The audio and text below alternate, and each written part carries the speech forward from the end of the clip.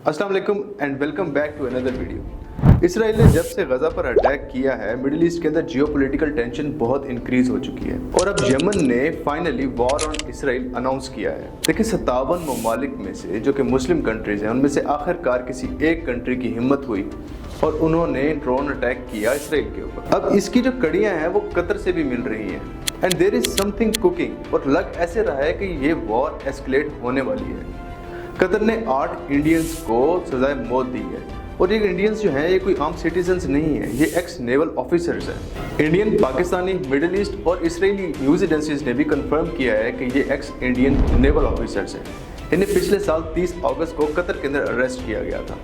अब इन 8 Indian naval officers की एक इंटरेस्टिंग बैक स्टोरी है जो कि मैं आपको बताने जा रहा हूँ। बेसिकली ये लोग इसराइल के लिए जासूसी कर रहे थे। कतर की सीक्रेट एजेंसी ने इन 8 ऑफिसर्स को आधी रात के वक्त इनके घरों से गिरफ्तार किया था।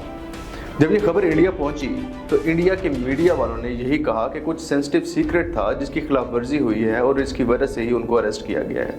हाँ, लेकिन इंडियन गवर्नमेंट ने इसके ऊपर कोई कंफर्मेशन नहीं की थी। उस वक्त से ये लोग जेल में थे। इनको बेल पर रिहा करवाने की कोशिश की गई, लेकिन कतर ने इनकी बेल एक्सेप्ट ही नहीं की क्योंकि ये एक सेंसिटिव केस था। Indian news outlet the print ने रिपोर्ट किया कि न्यू दिल्ली ने कैदियों तक काउंसलर एक्सेस हासिल की है। मतलब कुछ इंडियन गवर्नमेंट ऑफिशियल्स ने उनसे राब्ता किया और कैदियों को जेल से रिहा करवाने की पूरी कोशिश की। उन्होंने कैदियों को भी इस बात का यकीन दिलाया कि वो सब जल्द यहाँ से रिहा हो जाएंगे। लेकिन दोहा की तरफ से जो स्टेटमेंट आई थी उसमें यह बताया गया था कि ये जो फॉर्मर इंडियन नेवल ऑफिसर्स हैं ये इसराइल के लिए जासूसी कर रहे थे और कुछ कतर के सीक्रेट्स लीक आउट कर रहे थे। कतरी कोर्ट में इनके खिलाफ केस स्टार्ट किया गया। इन एक्स ऑफिसर्स की पहली ट्रायल लेट मार्च 2023 में थी। कतर और इंडिया दोनों में से किसी ने क्लियरली नहीं बताया कि इन 8 लोगों पर क्या स्पेसिफिक चार्जेस लगाए गए। इंडियन मीडिया ने बताया कि ये सब दाहरा ग्लोबल टेक्नोलॉजीज और कंसल्टिंग सर्विसेज में सीनियर एम्प्लॉइज थे। ये एक डिफेंस सर्विसेज प्रोवाइडर कंपनी है जो कतरी प्रोग्राम पर एडवाइस दे रही थी। इसका मकसद high tech Italian made submarines हासिल करना है जो रेडार डिटेक्शन से बच सकती है, और ये कंपनी कतर की नेवी को ट्रेनिंग भी देती है। उसके बाद पाकिस्तानी मीडिया ने एक रिपोर्ट की कि ये कतरी कंपनी बंद हो रही है। इसमें तकरीबन 75 इंडियन एक्स नेवल ऑफिसर्स ही काम कर रहे थे और फिर उनको छोड़ दिया गया और उनको बेसिकली इंडिया वापस भी भेज दिया गया।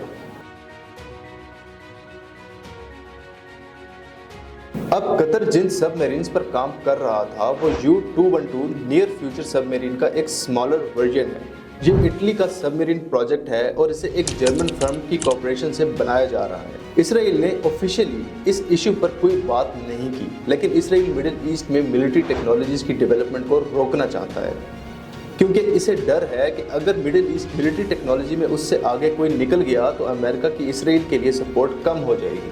जब इन 8 इंडियन नेशनल्स के अरेस्ट पर कोई खबर नहीं आई थी तो इंडियन मीडिया ने पाकिस्तान पर इल्ज़ाम लगाया था कि इंडिया की इमेज ख़राब करने के लिए यह पाकिस्तान की एक घटिया साजिश है।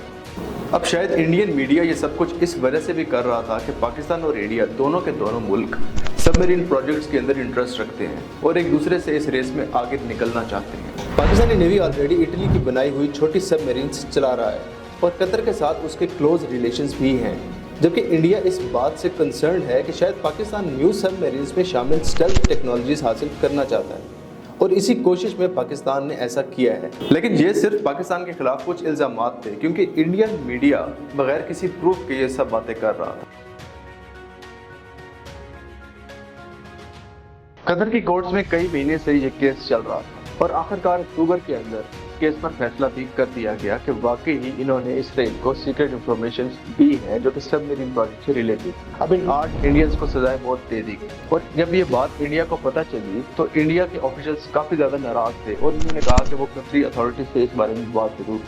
अब एक्सपर्ट्स ये कहते हैं कि इंडिया और कतर के ऑफिस में बहुत अच्छे इकोनॉमिक टाइम्स, तकरीबन 7 लाख इंडियंस जो है वो इस कतर में रहते हैं और इन एक्सपर्ट्स का कहना है कि अगर ये डिप्लोमेटिक टेंशन ठीक तरीके से हैंडल ना की गई तो इनके दरमियान कशीदगी ज़रूर बढ़ जाए। उम्मीद है आपको हमारी वीडियो ज़रूर पसंद आई होगी।